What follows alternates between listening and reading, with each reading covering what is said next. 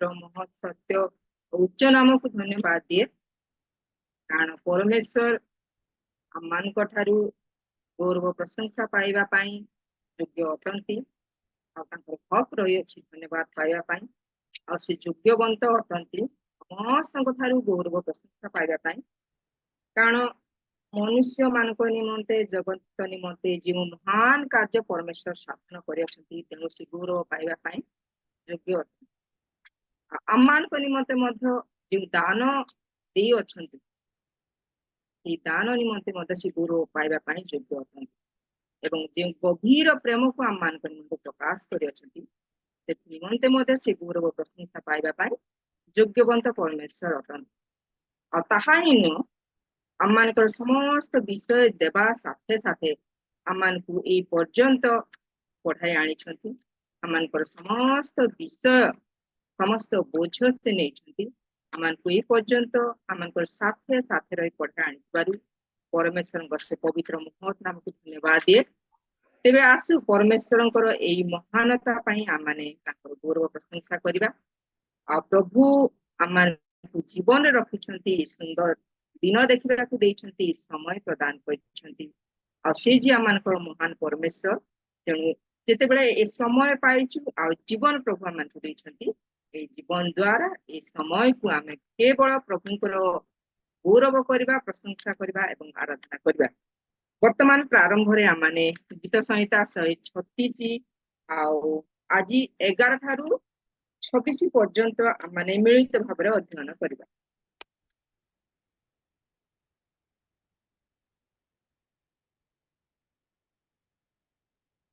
प्रत्येक सप्ताह भाया प्रथम लाइन पढ़ी आपण मैंने द्वितीय लाइन पढ़े पुणी से मध्यरु इस्राएल को बाहर करी आनिले से कारण ताहांको दया अनंत काल स्थायी बलवान हस्त और विस्तृत बाहु द्वारा ताहा कले से कारण ताहांको दया अनंत काल स्थायी जे सुख सागर को विभक्त करे ताहांकर धन्यवाद करो कारण ताहांको दया अनंत काल स्थायी पानी मध्य दे इस्राएल को पार कराइले से कारण ताहांको दया अनंत काल स्थायी मात्र फार तो ताहार सैन्य गण को सुख सागर रे ठेली देले से कारण ताहांको दया अनंत काल स्थायी जे प्रांतर दे आपना लोक मान को गमन कराइले ताहांकर धन्यवाद करो कारण ताहांको दया अनंत काल स्थायी जे महाराजगण को संहार कले ताहांकर धन्यवाद करो कारण ताहांको दया अनंत काल स्थायी पराक्रांत राजा मान को संहार कले से कारण ताहांको दया अनंत काल स्थायी तिमोरियो मान को राजा सिहोन को बद्ध कले से कारण ताहांको दया अनंत काल स्थायी पुणी बासन राजा ओग को बद्ध कले से कारण ताहांको दया अनंत काल स्थायी और से मान को देश अधिकार देले से कारण ताहांको दया अनंत काल स्थायी निज दास इस्राएल रो अधिकार निमंते देले से कारण ताहांको दया अनंत काल स्थायी आंभ मान को दिन कष्ट समय रे आंभ मान को स्मरण कले से कारण ताहांको दया अनंत काल स्थायी पुणी आंभ मान को विपक्ष गण ठारू आंभ मान को उद्धार करी अछंती से कारण ताहांको दया अनंत काल स्थायी सब प्राणी की आहार दियंती से कारण ताहांको दया अनंत काल स्थायी स्वर्गर परमेश्वर को धन्यवाद कर कारण ताहांको दया अनंत काल स्थायी प्रभु ये कथित वाक्य पुणी श्रवण रे प्रत्येक को आशीर्वाद करंतु एवं ए अध्ययन द्वारा परमेश्वर गौरव पांतु वर्तमान आम माने प्रार्थना करिबा आरंभ प्रार्थना आम मान को गहन रे आंटी अछंती तुनु माई अछंती माई को अनुरोध करे आरंभ प्रार्थना रे आम को पठाए জুমে উপস্থিত সমস্ত মা ভৌনিকে খ্রিস্ট প্রেমে নমস্কার। আসুন তো নমস্কার। প্রার্থনা করি। ধন্যবাদ ধন্যবাদ ধন্যবাদ প্রভু, তোমার সকল মহিমা প্রশংসা প্রভু তোমাকে দিই প্রভু। ও প্রভু, তুমি দয়াময় মঙ্গলময় প্রভু, দানকারী প্রভু, তোমার মহিমা মহান প্রভু। ও প্রভু, তোমাকে ধন্যবাদ দিয়ে শেষ করি হোক নাই প্রভু। ও প্রভু দয়াময় পিতা প্রভু, আবার একটা বুধবার তুমি আমাদের জীবনে যোগ করে দিলে প্রভু, তার জন্য প্রভু প্রচুর ধন্যবাদ দিই প্রভু। ও দয়াময় পিতা প্রভু, আমরা এই কিছুক্ষণ সময় প্রভু তোমার ধন্যবাদ প্রশংসা মহিমা করো প্রভু, তুমি আমাদের সঙ্গে সঙ্গে থাকো প্রভু। ও দয়াময় পিতা প্রভু, যে পরিচালনা ভৌনি রয়েছে তাকে তুমি আশীর্বাদ করো প্রভু, সে যেন পরিচালনা করি পারিবে এবং ধন্যবাদ প্রশংসা করি পারে প্রভু। ও দয়াময় পিতা, বিশেষ করে প্রার্থনা করি প্রভু, যে ভৌনি প্রভু বাইবেল রিডিং করবো, যে ভৌনি প্রভু গীত গাই প্রভু, তাকে তুমি দয়া করো, তাদেরকে আশীর্বাদ করো প্রভু। তোমার ধন্যবাদ প্রশংসা তোমার বাইবেল পঠনে প্রভু তুমি আশীর্বাদ করো প্রভু। ও দয়াময় পিতা প্রভু, যারা প্রভু এখনো পর্যন্ত জুড়ি হয়ে পারেনি প্রভু, তাদেরকে তুমি দয়া করো, আশীর্বাদ করো প্রভু, তারা যেন জুড়ি হয়ে পারে এবং তোমার ধন্যবাদ প্রশংসা করতে পারে প্রভু। সকল মহিমা প্রশংসা প্রভু তোমাকে প্রভু। ও দয়াময় পিতা, তুমি মহান প্রভু, তোমার তোমার তোমার মহিমা প্রভু আমরা জানি পারো নাই প্রভু। ও প্রভু দয়াময় পিতা প্রভু, যারা প্রভু অসুস্থ রয়েছে তাদের তুমি সুস্থ করো প্রভু। ও দয়াময় পিতা প্রভু, তুমি আমাদের পাপ অপরাধ তুমি ক্ষমা করো প্রভু, সঙ্গে থাকো প্রভু, প্রথম থেকে শেষ পর্যন্ত তুমি আমাদের সঙ্গে সঙ্গে থাকো। প্রার্থনা প্রভু যিশু তোমার নামে চাইবো, আমিন। आमेन। बहुत बहुत धन्यवाद आंटी, आम प्रार्थना रे मन पठाई नेले प्रभु आशीर्वाद करंतु। बहुत बहुत धन्यवाद। वर्तमान रही वर्षी प्रभुंकर नाम रे आमाने गीत बोलिबा, प्रभुंकर गौरव प्रशंसा करिबा। आज आराधना रे आम पढ़ाई नेबे, गीत द्वारा प्रभुंकर गौरव करिबे। ए समय मध्य मु आह्वान करे मिसेस सुस्मिता गांधी फ्रॉम बेंगलुरु प्रत्येक को आशीष माध्यम प्रभु को निकटस्थ कराइबे। ए समय होछि आप जूम रे उपस्थित प्रत्येक को praise the Lord. Praise the Lord. प्रभुंकर महानाम को धन्यवाद दो। प्रभु अनुग्रह दया कृपा कले आज सुंदर दिन देले, तांकर चरण तले बसी अल्प समय तांकर ठारे आराधना करबाकू, तांकर उपासना करबाकू प्रभु जो सुंदर समय देछंती, प्रभु को धन्यवाद देबा संगे संगे तुनु भाजन को तो बहुत बहुत धन्यवाद। आज मते सुंदर समय देछंती। आसंतु ए समय आम गोटे छोट गीत गाए तांकर धन्यवाद करबा, प्रशंसा करबा, जेहेतु प्रशंसा रे निवासकारी परमेश्वर छे, तांकर धन्यवाद करू करू तांकर चरण तले आम समर्पित हेबा। स्तुति करूं मैं यीशु महाराजा की, आदर के योग्य है प्रभु यीशु की। स्तुति करूं मैं यीशु महाराजा की, आदर के योग्य है प्रभु यीशु ही। महिमा में प्रभु तेरी हो प्रशंसा, मान सम्मान यीशु तुझको मिले। महिमा में प्रभु तेरी हो प्रशंसा, मान सम्मान यीशु तुझको मिले। यीशु राजा मेरा प्रभु, यीशु राजा मेरा आसरा, यीशु राजा मेरा सब कुछ तू, मेरे जीवन में तू ही प्रभु। यीशु राजा मेरा प्रभु, यीशु राजा मेरा आसरा, यीशु राजा मेरा सब कुछ तू, मेरे जीवन में तू ही प्रभु। मेरे जीवन में तू ही प्रभु, मेरे जीवन में तू ही प्रभु। प्रकृतरे आम मानकर जीवन रे से सृष्टिकर्ता से आम मान को प्रेम करती से आम मान को शून्य रु उद्धार करी से आम मान को निर्माण करती से धन्यवाद करवा तांकर प्रशंसा तांकर स्तुति वंदना करू करू तांकर चरण तले समर्पित होबा जेहेतु से शून्य रे आम मान को निर्माण करवा परमेश्वर से आराध्यक परमेश्वर तांकर धन्यवाद करू कर आ गोटे गीत गाइबा। शून्य से लेके तूने मुझे रच लिया अपने ही रूप में, प्रेम किया है अनंत प्रेम से, दिया पुत्र मेरे मुक्ति के लिए। शून्य से लेके तूने मुझे रच लिया अपने ही रूप में, प्रेम किया है अनंत प्रेम से, दिया पुत्र मेरे मुक्ति के लिए। अनोखा प्यार है तेरा, करूंगा स्तुति तेरी मैं सर्वदा। अनोखा प्यार है तेरा, करूंगा स्तुति तेरी मैं सर्वदा।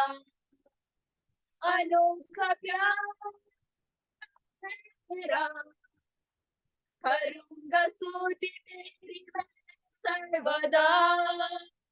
अनोखा प्यार है तेरा, करूंगा स्तुति तेरी मैं सर्वदा। अन्न वस्त्र और सभी आशीषें दी मुझे उससे भरपूरी से, खतरों और सब मुसीबतों से आग की पुतली जैसे संभाला मुझे। अर्ण वस्त्र और सभी आशीषें दी मुझे उससे भरपूरी से, खतरों और सब मुसीबतों से आग की पुतली जैसे संभाला मुझे। अनोखा प्यार है तेरा, करूंगा स्तुति तेरी मैं सर्वदा। अनोखा प्यार है तेरा, करूंगा स्तुति तेरी मैं सर्वदा। अनोखा प्यार है तेरा, करूंगा स्तुति तेरी मैं सर्वदा। अनोखा प्यार है तेरा, करूंगा स्तुति तेरी मैं सर्वदा। जग में आया यीशु स्वर्ग छोड़ के, मेरा सारा दंड सह लिया उसने। कोड़े खा के क्रूस उठा के यीशु ने मुझे मुक्ति और चंगाई दे दी है। जग में आया यीशु स्वर्ग छोड़ के, मेरा सारा दंड सह लिया उसने।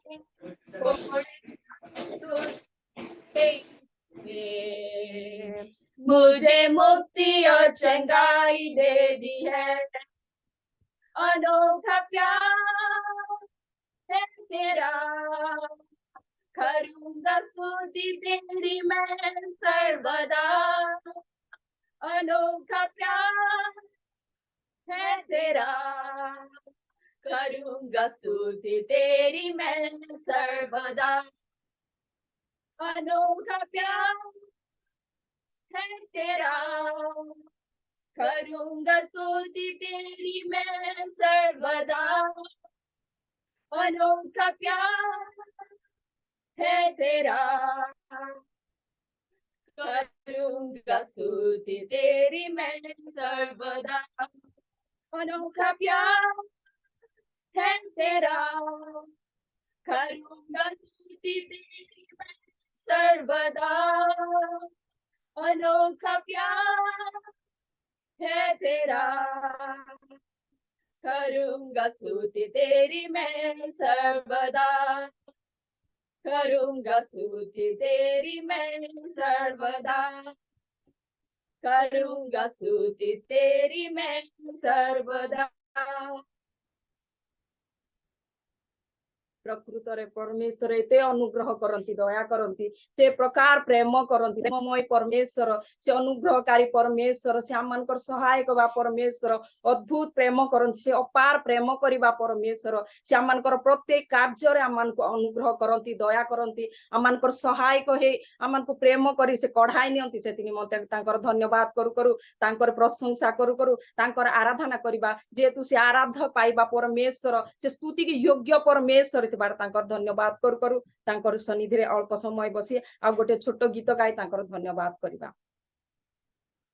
आराधना हो आत्मा से, आराधना हो सच्चाई से, हर एक जीव जिसमें हो प्राण यहोवा की आराधना करे।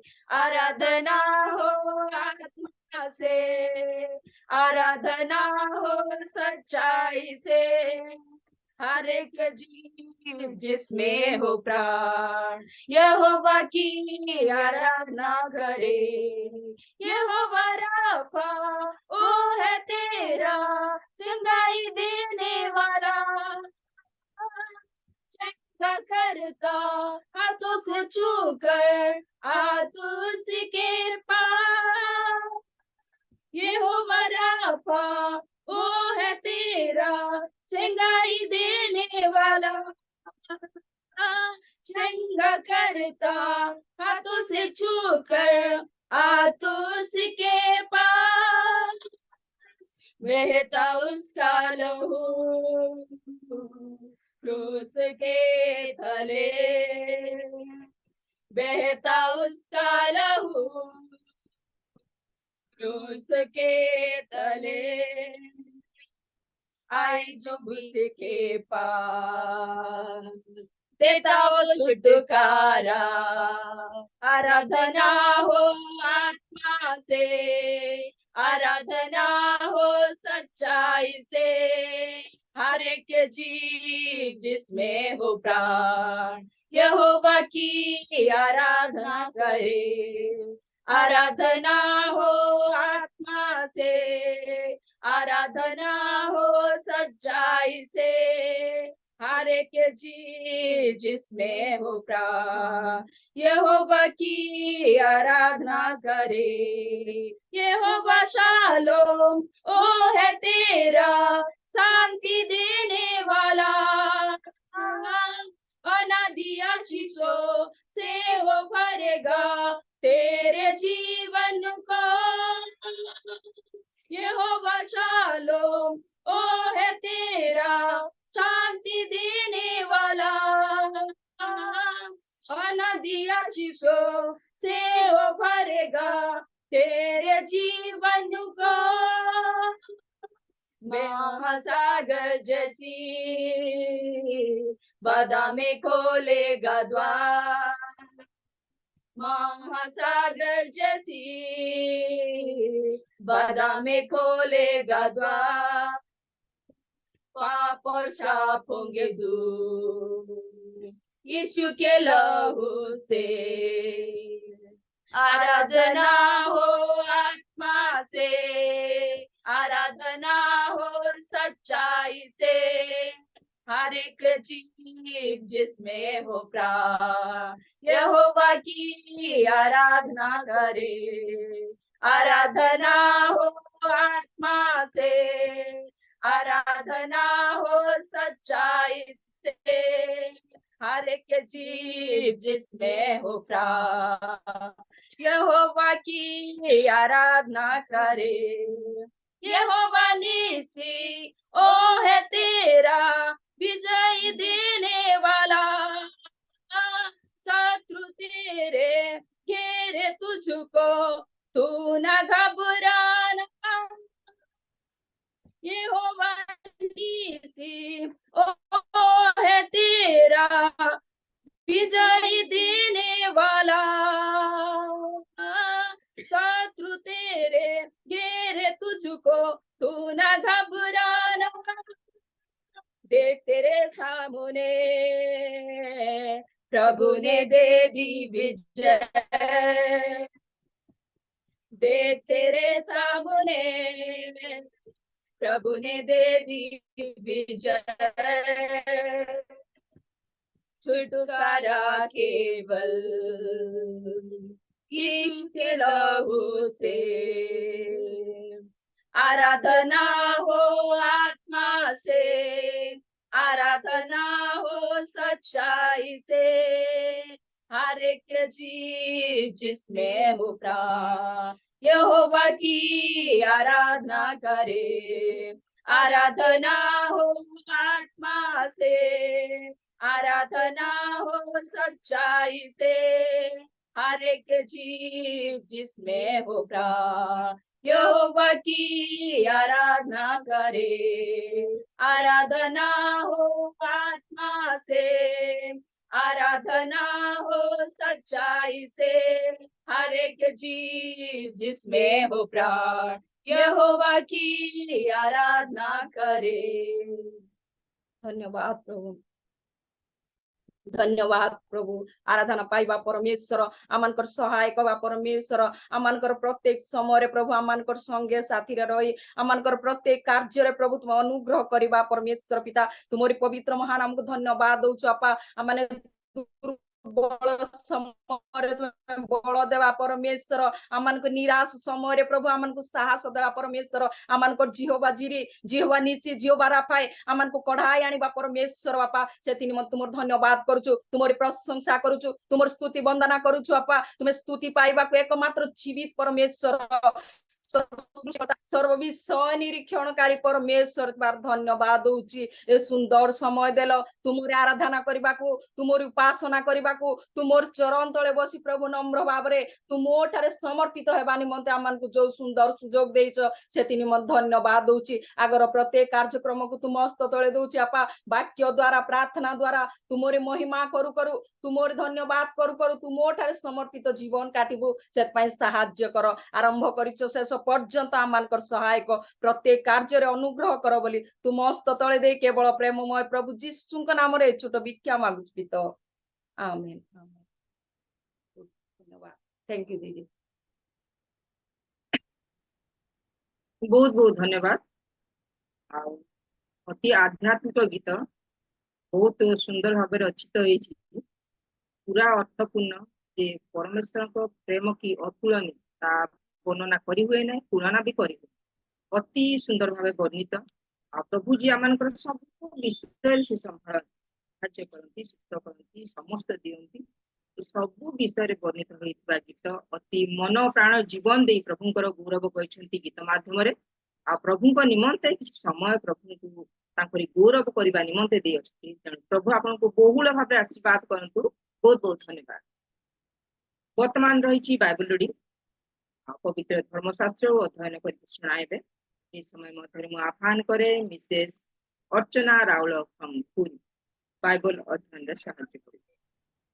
जूम रे उपस्थित प्रत्येक को ख्रीष्ट प्रेम नमस्कार। नमस्कार। आज शास्त्र पाठ होची माथियो 13 पर्व 3 रु 9 पर्यंत। आउ से दृष्टांत द्वारा से मानक अनेक कथा कहिले। देख जने बुणाली बुणीबाकू बाहरी गला, से बुणु बुणु केतेक बिहन बाट पाखरे पड़िला, पुणी चढ़ई माने आसी से गुड़ाक खाईगले। आउ केतेक अल्प माटी थिबा पथुरिया भूमि पड़िला, एवं बेसी माटी नथिबारु शीघ्र गजा हैला, किंतु सूर्य उठंते जली पड़ीगला और चेर न थिबारु सुखीगला। आउ केतेक कंटा गछ गुड़ाक मझिरे पड़िला, पुणी कंटा गछ गुड़ाक उठी बड़ होई से गुड़ी को चापी पकाइला। मात्र अन्य केतेक भल भूमि पड़िला और फल फलिला, केतेक 100 गुण, केतेक 60 गुण और केतेक 30 गुण। जे शुणिबा को इच्छा करू अछि से शुणु। प्रभु जीशु पठित वाक्य समस्त को आशीर्वाद करंतु, आमेन। धन्यवाद। बहुत बहुत धन्यवाद। अति माने शिक्षणीय वाक्य जहाँ शिष्य मान कहते मान भी कहती आ सुंदर वाक्य अध्ययन द्वारा उत्तम शिक्षा देछंती। ଯେ ବାକ୍ୟ କି ପ୍ରକାର ଆମମାନେ ଶୁଣିବାକୁ ପାରୁଛୁ ପ୍ରକାର ଆମମାନେ ଶୁଣିବୁ। ବହୁତ ବହୁତ ଧନ୍ୟବାଦ ପ୍ରଭୁଙ୍କ ନିମନ୍ତେ ସମୟ ଦେଇଛନ୍ତି ଆଉ ଭକ୍ତିର ସହିତ ଅଧ୍ୟୟନ କଲେ। ପ୍ରଭୁ ଆପଣଙ୍କୁ ଆଶୀର୍ବାଦ କରନ୍ତୁ। ବହୁତ ବହୁତ ଧନ୍ୟବାଦ। ବର୍ତ୍ତମାନ ରହିଛି ମେମୋରି ଭେର୍ସ। ଆଉ ଯଦି ଆପଣ ମାନେ ଖୁସିଛନ୍ତି ମୁଖସ୍ଥ କରିଛନ୍ତି ତାହେଲେ ଆପଣ ମାନେ କହିପାରିବେ।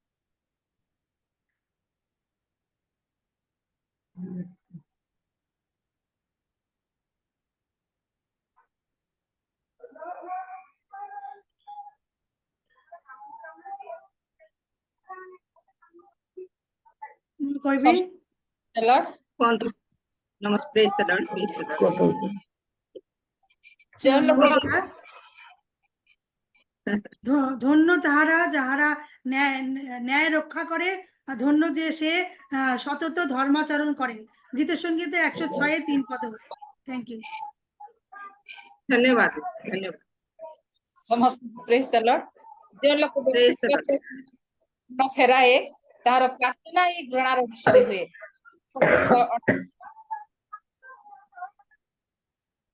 Thank you sister, thank you. ଆଉ ଯଦି କିଏ କହିବା ପାଇଁ ଚାହାନ୍ତି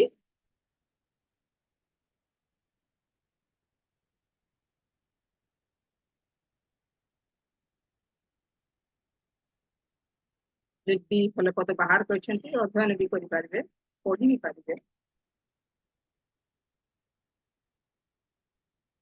କହିବାକୁ ଚାହାନ୍ତି କି? ଯଦି ନାହିଁ ଠିକ ଅଛି। ଆଉ ପ୍ରଭୁଙ୍କ ଗୌରବ ହଉ। ତାଙ୍କ ଏଇ ଦାସୀ ମାନେ ଆଜି ପ୍ରଭୁଙ୍କ ଗୌରବ ନିମନ୍ତେ ମୁଖସ୍ଥ ପଦ କହିଛନ୍ତି ପବିତ୍ର ବାକ୍ୟକୁ ଆଉ ସେମାନେ ଧ୍ୟାନରେ ରଖିଛନ୍ତି ପ୍ରଭୁଙ୍କ ଗୌରବ ନିମନ୍ତେ ତାହା ପ୍ରକାଶ କରିଛନ୍ତି। ପ୍ରଭୁ ଆପଣ ମାନଙ୍କୁ ବହୁଳ ଭାବରେ ଆଶୀର୍ବାଦ କରନ୍ତୁ। ବହୁତ ବହୁତ ଧନ୍ୟବାଦ। ବର୍ତ୍ତମାନ ରହିଛି ପ୍ରଶ୍ନ ଉତ୍ତରର କାର୍ଯ୍ୟକ୍ରମ। ଆଉ ଏଇ ପ୍ରଶ୍ନ ଉତ୍ତର କାର୍ଯ୍ୟକ୍ରମ ଦ୍ଵାରା ମାନେ ଶିଖିବାକୁ ବହୁତ ବିଷୟ ଶିଖିବାକୁ ପାରୁଛୁ। ଆଉ ଏଇ ସମୟ ମଧ୍ୟରେ ମଧ୍ୟ ଏଇ ପ୍ରଶ୍ନ ଉତ୍ତର କାର୍ଯ୍ୟକ୍ରମ ରହିଛି। ଏହାକୁ ଆଗକୁ ପରିଚାଳନା କରିବେ ମୁଁ ଆହ୍ୱାନ କରେ ମିସେସ୍ ସୁଶୀଳା ଅଛନ୍ତି, ସେ ଆଗକୁ ଏହା ପରିଚାଳନା କରିବେ।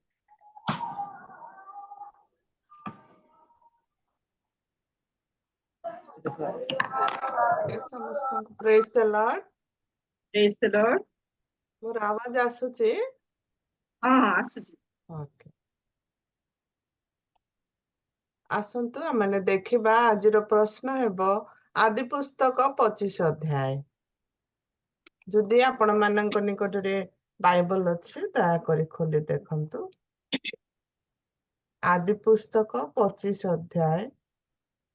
ଆଉ କେହି ଜଣେ କହିବେ କି ଆଦି ପୁସ୍ତକ 25 ଅଧ୍ୟାୟରେ କେତୋଟି ପଦ ଅଛି?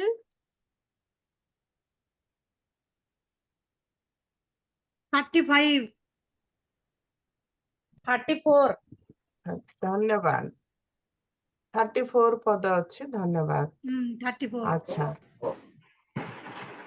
ଆଉ ତାହେଲେ ମୁଁ ପ୍ରଥମ ପ୍ରଶ୍ନ ପଢିବି, ଆପଣ ମାନେ ଅନମ୍ୟୁଟ କରିକି ଉତ୍ତର ଦିଅନ୍ତୁ।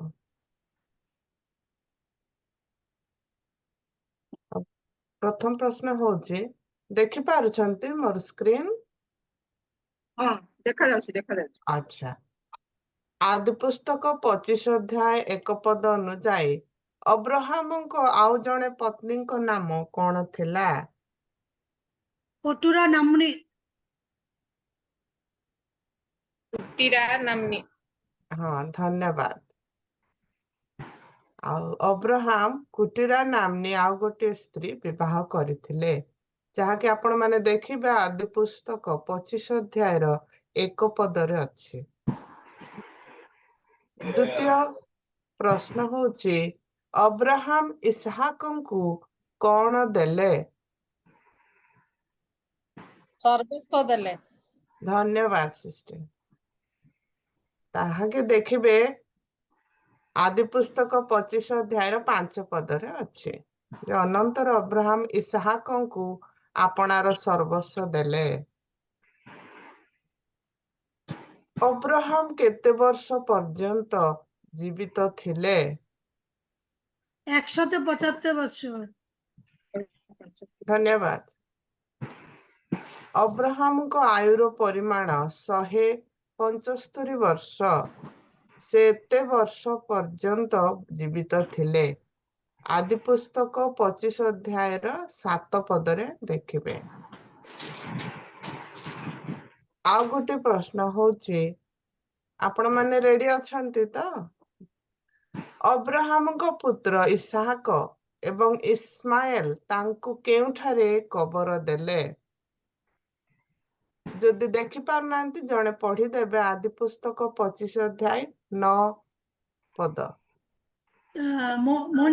মন্দির সম্মুখে হেতীয় শহরের পুত্র শহরের পুত্র ইফরনের ক্ষেত্রস্থিত মকপেলা গুহাতে তাকে কবর দিলেন। ଆଉ ଜଣେ ଓଡିଆରେ ପଢି ଦିଅନ୍ତୁ, ଧନ୍ୟବାଦ। ଆଉ ତାଙ୍କର ପୁତ୍ର ଇସାକ ଓ ଇସ୍ମାଏଲ ମମିର ସମ୍ମୁଖରେ ହେତୀୟ ସହରର ପୁତ୍ର ଇଫ୍ରୋନର କ୍ଷେତ୍ରସ୍ଥିତ ମକପେଲା ନାମକ ଗୁହାରେ ତାଙ୍କୁ କବର ଦେଲେ। ଧନ୍ୟବାଦ ସିଷ୍ଟର। ଆଉ ଗୋଟେ ପ୍ରଶ୍ନ ଅଛି, ଅବ୍ରାହାମଙ୍କ ମୃତ୍ୟୁ ପରେ ପରମେଶ୍ୱର ତାଙ୍କର ପୁତ୍ର ଇସାହାକଙ୍କୁ କଣ କଲେ ଏବଂ ଇସାହାକ କେଉଁଠାରେ ବାସ କଲେ? ଯାହାକି ଆଦି ପୁସ୍ତକ 25 ଅଧ୍ୟାୟର 11 ପଦରେ ଅଛି, ଜଣେ ପଢିଦିଅ। ଇସାକୁ ଆଶୀର୍ବାଦ କଲେ, ପୁଣି ଇସାକୁ ବେରଲହୟ ରୋଇ ନାମକ ସ୍ଥାନରେ ବସତି କଲେ। ଧନ୍ୟବାଦ ସିଷ୍ଟର।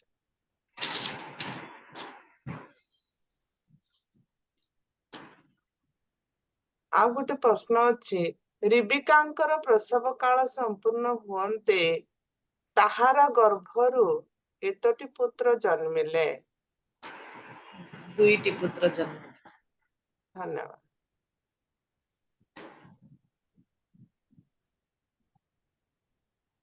ଆଉ କିଏ କହିବେ କି, ପଢିଦେବେ କି? ଆଦି ପୁସ୍ତକ 25 ଅଧ୍ୟାୟର 24 ପଦରେ ଲେଖା ଅଛି।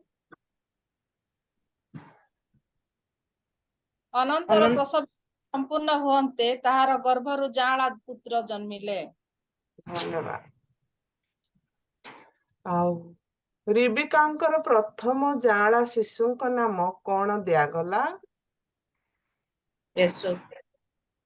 ଧନ୍ୟବାଦ। এসো ଆଉ କେହି ଯଦି କହିବେ ଏସୋର ଅର୍ଥ କଣ ଥିଲା? লোমস ଲୋମସ୍। ଲୋମ So, ବ୍ୟାପ୍ତ। ଥିଲା। ଧନ୍ୟବାଦ।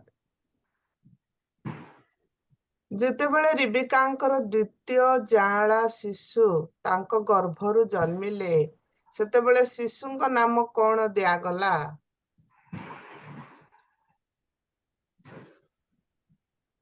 ଦ୍ୱିତୀୟ ଯାଆଁଳା ଶିଶୁ। জাকবো। ଧନ୍ୟବାଦ। ଆଉ କେ ପଢିଦେବେ କି ଆଦି ପୁସ୍ତକ 25 ଅଧ୍ୟାୟର 26 ପଦ? କହି ଉତ୍ତାରେ ଏସୋର ପାଦମୂଳ ଧରି ତାହାର ଭ୍ରାତା ଭୂମିଷ୍ଠ ହେଲା, ଏଣୁକରି ତାହାର ନାମ ଜାକୁବ ପଦାପହାରକ ଦିଆଗଲା। ଇସାକଙ୍କର 60 ବର୍ଷ ବୟସରେ ଏହି ଯାଆଁଳା ପୁତ୍ର ଜାତ ହେଲା। ହଁ, କ୍ୱେଶ୍ଚିନ୍ ଆଉ ଗୋଟେ ଥିଲା, ଇସାହାକଙ୍କୁ କେତେ ବର୍ଷ ହୋଇଥିଲା ଯେତେବେଳେ ଯାଆଁଳା ପୁତ୍ର ଜାତ ହେଲେ? 60 ଷାଠିଏ। বৎসর। ଧନ୍ୟବାଦ। ଇସାହାକ ଏବଂ ରିବିକାଙ୍କ ଯାଆଁଳା ପୁତ୍ର ବଢିଲା ଉତ୍ତାରେ ସେମାନେ କଣ ହେଲେ? ଆପଣ ଦେଖିବେ।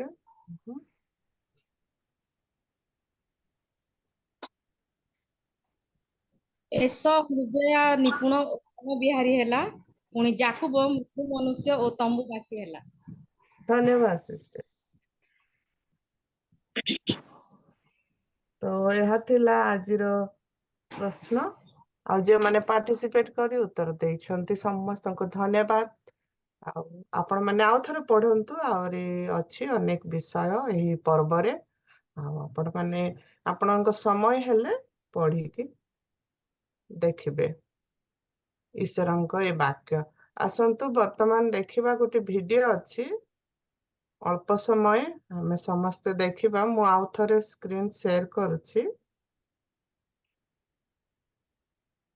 ଏହି ଆଦି ପୁସ୍ତକ 25 ଅଧ୍ୟାୟ ର ଭିଡିଓ ଅଛି।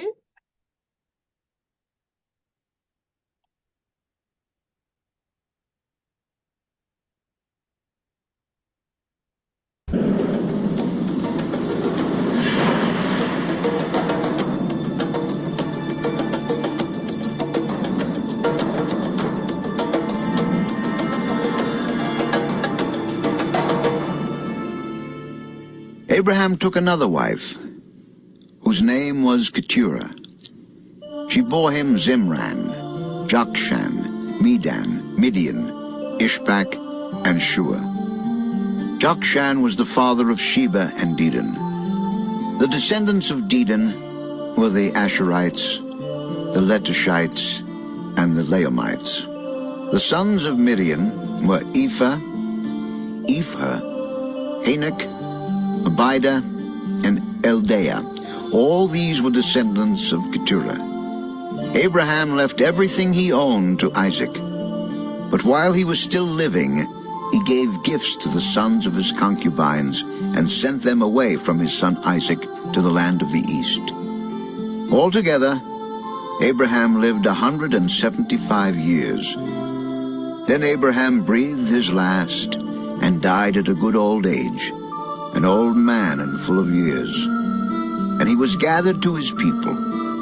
His sons Isaac and Ishmael buried him in the cave of Machpelah near Mamre, in the field of Ephron, son of Zohar the Hittite. The field Abraham had bought from the Hittites. There Abraham was buried with his wife Sarah. After Abraham's death, God blessed his son Isaac, who then lived near Beer Lahairoi. This is the account of Abraham's son Ishmael, whom Sarah's maidservant Hagar the Egyptian bore to Abraham. These are the names of the sons of Ishmael, listed in the order of their birth. Nebaioth, the firstborn of Ishmael, Kedah, Adbeel, Mibsam, Mishma, Duma, Massa, Hadad, Tema, Jidta, Naphish, and Kedemah. These were the sons of Ishmael, and these are the names of the 12 tribal rulers according to their settlements and camps. Altogether, Ishmael lived 137 years. He breathed his last and died, and he was gathered to his people. His descendants settled in the area from Havilah to Shur, near the border of Egypt, as you go toward Asher, and they lived in hostility toward all their brothers. This is the account of Abraham's son Isaac. Abraham became the father of Isaac, and Isaac was 40 years old when he married Rebekah, daughter of Bethuel the Aramean, from Paddan Aram, and sister of Laban the Aramean. Isaac prayed to the Lord on behalf of his wife because she was barren. The Lord answered his prayer, and his wife Rebekah became pregnant. The babies jostled each other within her, and she said, "Why is this happening to me?" So she went to inquire of the Lord. The Lord said to her, "Two nations are in your womb, and two peoples from within you will be separated. One people will be stronger than the other, and the older will serve the younger." When the time came for her to give birth, there were twin boys in her womb. The first to come out was red, and his whole body was like a hairy garment. So they named him Esau. After this, his brother came out, with his hand grasping Esau's heel. So he was named Jacob. Isaac was 60 years old when Rebekah gave birth to them. The boys grew up, and Esau became a skillful hunter, a man of the open country, while Jacob was a quiet man, staying among the tents. Isaac, who had a taste for wild game, loved Esau, but Rebekah loved Jacob. Once when Jacob was cooking some stew, Esau came in from the open country, famished. He said to Jacob, "Quick, let me have some of that red stew. I'm famished." That is why he was also called Edom. Jacob replied, "First, sell me your birthright." "Look, I am about to die. What good is the birthright to me?" "Swear to me first." So he swore an oath to him, selling his birthright to Jacob. Then Jacob gave Esau some bread and some lentil stew. He ate and drank and then got up and left. So Esau despised his birthright.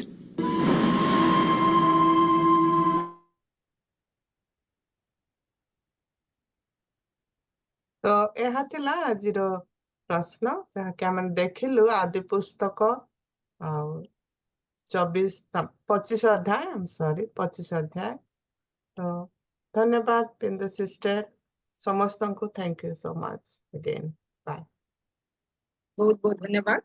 अति सुंदर भाव question answer समस्त विषय को परिचालित करने साथे साथे आम स्क्रीन रे मुझे शो कर प्रभु आपन को बहुल भाव आशीर्वाद करंतु। आ गोटे सप्ताह माने नेक्स्ट सप्ताह आम अपेक्षा कर प्रश्न उत्तर कार्यक्रम हो जो द्वारा कि किसी ना किसी शिखा पारुचु शिखा पारिबा। प्रभु आपन को आशीर्वाद करंतु। बहुत बहुत धन्यवाद। धन्यवाद। वर्तमान रही टेस्टिमनी समय साक्ष्य देवार समय जदि आपण माने साक्ष्य देवा पाई चाहती तो ए समय होची साक्ष्य देवार समय आपण माने साक्ष्य दे पारे।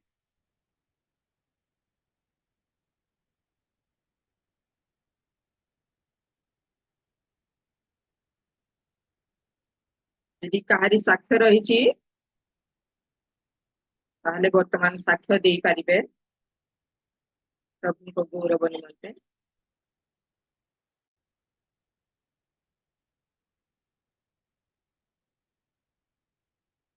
ठीक अच्छे प्रभु आम मान को अनुग्रह पर अनुग्रह दया पर दया करते आसुचंती प्रेम के उणा करती ना ए पर्यंत आम को सुरक्षा प्रदान करछंती। तेणु प्रभु महानाम को धन्यवाद दिए। यह होची आम प्रभु ए साक्ष्य द्वारा गौरव पान। बिंदु दीदी वर्तमान केते गुडी विषय आम कोंतु प्रभु आमन को अनुग्रह कले दया करी ए पर्यंत आमन को खुली निचंती सेता प्रभु को धन्यवाद दिए। और 28 वर्ष पर्यंत प्रभु आमनकर सहाय कहले आमकर मैरिज एनिवर्सरी आज आ प्रभु आमनकर सहाय कहे परिवार को कढ़े नहीं से प्रभु को धन्यवाद दिए। आमनकर परिवार निमंते प्रार्थना करंतु जे परे आमे परिवार सहित तांकर धन्यवाद करिवु तांकर प्रशंसा करू करू तांकर सेवा रे बढ़िबु से विशेष भाव में आम परिवार प्रार्थना करंतु। धन्यवाद। मोर मध्य गोटे साक्ष्य रही उपस्थित समस्त नमस्कार। गत काली आमर विवाह वार्षिक उत्सव थिला। आमर 21 वर्ष पूर्ण ही आज 22 वर्ष चलुची। प्रभु आमान को वर्ष सारा अनुग्रह करी आम परिवार सहित मो स्वामी सहित मते जाए बंचाई आनी आमे पारिवारिक जीवन अति सुंदर भाव में बीतई पारुछु। प्रभुंकर गौरव हो से मु प्रभु को धन्यवाद दिए। हमर साक्ष्य थिला। दुईटा साक्ष्य सुनी बहुत खुशी लगिला। दुईटा फैमिली को आमर विश रही जे हैप्पी मैरिज एनिवर्सरी। प्रभु ए परि भाव रे बढ़े कि नियंतु पढ़े कि नियंतु चालित करि नियंतु आपनकर परिवार मानकरे प्रभु तांकरी उपस्थिति रखंतु। या मानकर चाहना प्रभु आपण मान को बहुल भाव में आशीर्वाद करंतु। आपनकर खुशी रे हम मदद खुशी प्रभु ए साक्ष्य माने आपनकर जो साक्ष्य देले एथि द्वारा प्रभु गौरव पांतु। कारण प्रभु ही समस्त विषय को चालित करी आनती। ए पर्यंत सेमानकर 28 इयर्स सुस्मिता गांतांकर माने प्रभु को धन्यवाद देवा कथा। प्रभु माने प्रति परिस्थिति रे कढ़े के आनले 28 इयर्स पर्यंत सुललिता सिस्टर 21 इयर्स पर्यंत माने प्रभु साक्ष्य द्वारा प्रभु गौरव पांतु। आम विश रहा प्रभु आपण मान को आशीर्वाद करंतु एमती बढ़िबारे सहायता करंतु। किंतु प्रभु ठारे लागी रहिबा जीवन हो एटा रहिछि आम प्रार्थना। आउ जदि काहरी साक्ष्य रहिछि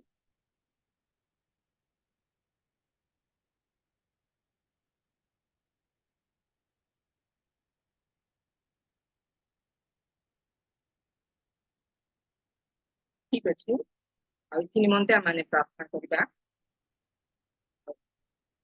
तो केबे गीत भी बोलू मैरिज एनिवर्सरी रो हो कि बर्थडे रो जा हो आज आम माने बोलिबा। मु नलिनी सिस्टर को अनुरोध करे हैप्पी मैरिज एनिवर्सरी रो गीत स्टार्ट करबा। आम समस्त मिलित भाव में बोलिबा। ଶୁଣିବାକୁ ପାରୁଛନ୍ତି ସିଷ୍ଟର? ଆପଣ ଆରମ୍ଭ କରନ୍ତୁ ସିଷ୍ଟର, ଆମେ ମିଶେଇବୁ। Happy marriage anniversary to Sasmita Ganta, Sundar भाई, सुललिता सिस्टर। भाई को हैप्पी मैरिज एनिवर्सरी बास सेतिकी समस्ते करताली द्वारा सेमानकु गोटे उत्साह करबा। प्रभु सेमानकु आशीर्वाद करंतु एई द्वारा प्रभु गौरव दिबा। बातेर गीत प्राय बोलुथिलु मैरिज एनिवर्सरी रो प्राय बोली हुए नाही तेणु करी बोली नाही सॉरी। वर्तमान आमाने एथि निमंते आमाने प्रार्थना करबा प्रभुଙ୍କର मंगल दान को आमे न पासरु प्रभु को गौरव देवा धन्यवाद देवा प्रशंसा देवा। आ विशेष करी मु अनुरोध करे आमान को गहण रे नलिनी जेना सिस्टर अछंती तांको मु अनुरोध करे आ ए केते गुडी विषय ने हम प्रार्थना करबा। विशेष करी ए दुई गुडी परिवार निमंते आपण प्रार्थना रे पढी नेबे जे प्रभु से मानकु गत दिन मानकर समस्त विषय रे सहाय्य कले अनुआ वर्ष रे पदार्पण करिसंती आ सेमानकर जीवन यात्रा रे प्रभु ही रुहंतु। प्रभु प्रत्येक कार्य सहाय्य करन सेमान दुई गोटी फैमिली निमंते आपण प्रार्थना रे पढाई नेबे से दुई गोटी विषय आपण प्रेज द लॉर्ड सिस्टर, सुंदर सुजोग ପାଇଁ धन्यवाद। तो समस्त मोर नमस्कार। आसंत आमे प्रार्थना आम मानकर आश्चर्य मंत्री पराक्रांत परमेश्वर अनुग्रह राकर सदा प्रभु परमेश्वर तुमर पवित्र महानाम को धन्यवाद दौछु, गौरव करूछु राजा। तुम्हें महान, तुम्हें प्रशंसनीय, तुम्हें आश्चर्य। हे पिता परमेश्वर तुम्हें केते अनुग्रह दया कल प्रभु सप्ताह सार आमानकर सहवर्ती परमेश्वर होई ओमेन फेलोशिप माध्यम रे प्रभु आमान को तुम्हें एकत्र करियछ सेति पे धन्यवाद दिए। आज ओमेन फेलोशिप रे प्रभु आरंभ रो ए समय पर्यंत सहवर्ती हेलो परिचालन करि आसुतबा तुमर दासी को पुणी उत्तम भाव रे आराधना करा जाय अछि एवं प्रभु को तुमरी दासी पिता बाकी अध्ययन करि अछंती मुखस्थ पद कहा जायछि। हे पिता परमेश्वर प्रभु एथि मध्य रे प्रभु दुईटी परिवार प्रभु सुललिता घर परिवार को मु तुमर हस्त रे देय अछि। से मानकर परिवार को गठन करबा दिनावधि प्रभु आज पर्यंत से परिवार जत्न नेल तत्व नेल से गृहर कर्ता हेलो से गृहर ख्रीष्ट हेलो से मान को बापा महाबार सौभाग्य देल पिता परमेश्वर प्रभु एक शांतिर परिवार एवं प्रभु भयर परिवार तुम निकटवर्ती हेबार परिवार प्रभु से मान को करियछ सेति पे धन्यवाद दउछु राजा।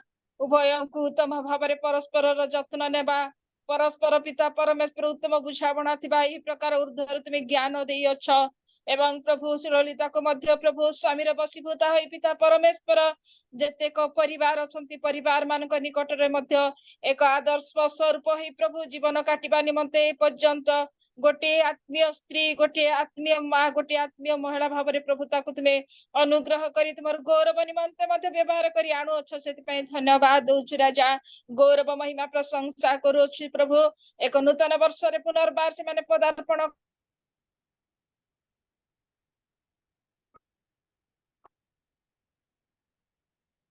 करी अछंती गत दिन मानकर जे प्रकार स्नेह आनंद एवं पिता परमेश्वर तुमर उपस्थिति मध्य रे प्रभु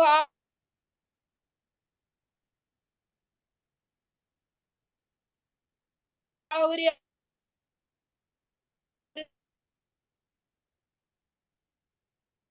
मंगल आशीर्वाद अनुग्रह रे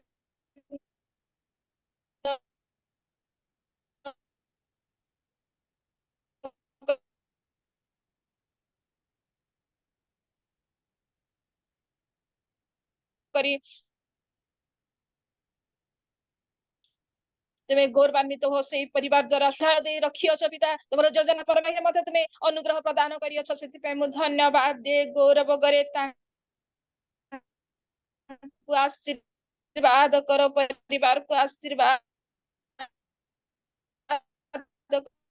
कर राजा निमंते प्रभु हाँ बापा तांकर मध्य प्रभु हे पिता प्रभु संयुक्त करबा दिनावधि प्रभु सालुर प्रभु प्रभु विश्वासी भाई भणी मानकर सहित सक्रिय भाव में प्रभु तुम गौरव निमंते व्यवहार हो प्रभु प्रत्येक सहभागिता प्रभु प्रत्येक को साहाय्य करिबारे प्रत्येक को प्रेम करिबारे एवं प्रभु अनेक अनेक गुण दे पिता परमेश्वर प्रभु तांको से स्थान रे व्यवहार करी आनुछ सेति पई मु धन्यवाद दे गौरव करे प्रभु स्वामी स्त्री हाँ पिता परमेश्वर केंद्र बिंदु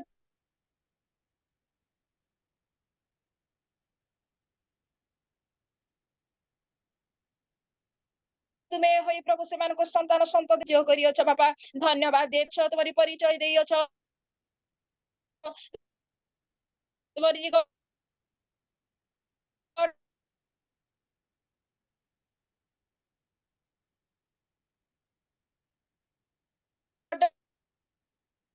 वर्ती हेबा निमंते साहाय्य करियो छ तुमको भय करबा निमंते प्रभु तांको तुमे शिक्षा परमेश्वर को दियो छ आहुरी पिता तांको बल दियो शक्ति दियो साहस दियो तुम्हारी गौरव निमंते बंचिबा को बढ़िबा को साहाय्य करो राजा आज्ञा बाहरे रोचंती तांकर सहवर्ती परमेश्वर तुमे हो तांकर ड्यूटी रे आशीर्वाद करो समस्त प्रकार मंदतार रक्षा करी प्रभु समस्त प्रकार मंगल रक्षा करी तांकर सहवर्ती परमेश्वर केवल तुमे हो बोली प्रार्थना करूची सेही परिवार केंद्र बिंदु तुम्हें हो से परिवार ख्रीष्ट तुम्हें हो से परिवार रक्षा करता उद्धार करता परमेश्वर तुम्हें हो से परिवार रे प्रभु तुम्हारी महिमा तुम्हार प्रशंसा जे प्रकार सदा सर्वदा लागी रहिबो से प्रकार अनुग्रह प्रदान कर ए जगत मध्य रे प्रभु जेते दिन पिता परमेश्वर बंची रहिबे पिता परमेश्वर तुम्हारी साक्षी स्वरूप हेबा निमंते साहाय्य कर बोली प्रार्थना करूची प्रिय प्रभु एतडे आगामी समय को तुम्हारे हस्त रे देउची परिचालना करी आशीर्वाद तुम्हारे दासी को